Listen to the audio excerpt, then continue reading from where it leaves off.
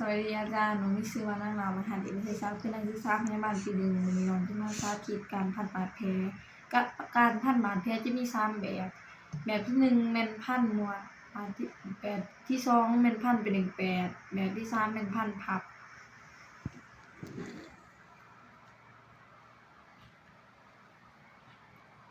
เราจะพับเริ่มต้นเป็น2ห่อการพันบาดแผลจุดประสงค์เพื่อบ่ให้กระดูกบิดงอให้กระดูกสม่ำเสมอเพื่อช่วยให้บาดแผลหายดีไว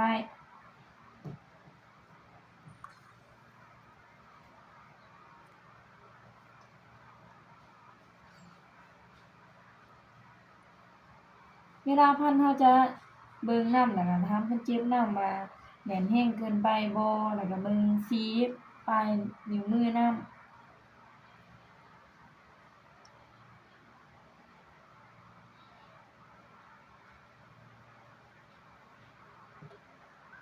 แน่นแรงอยู่บ่ปกติแล้วมันจะมีของหนีบเนาะแต่ว่าเราบ่มีลองกำมือเขาปิดติเราจะมาพันแบบที่2เป็นพันเป็น18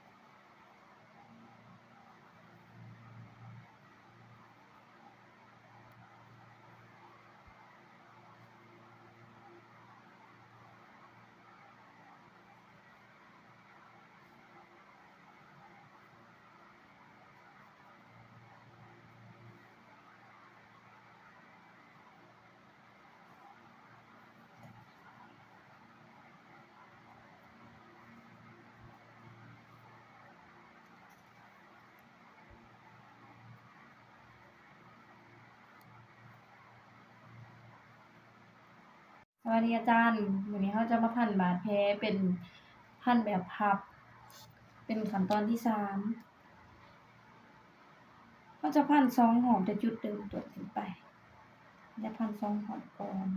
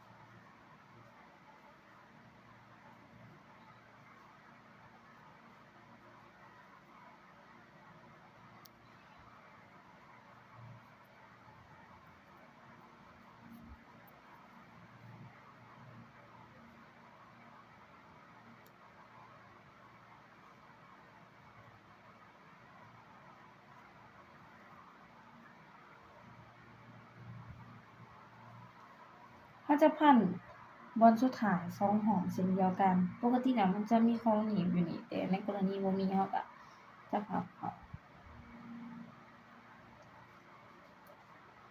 อ้ายลองกำมือเขาเด้อแน่นแรงเกินไปบ่แน่นแรงเกินไปบ่อ้าย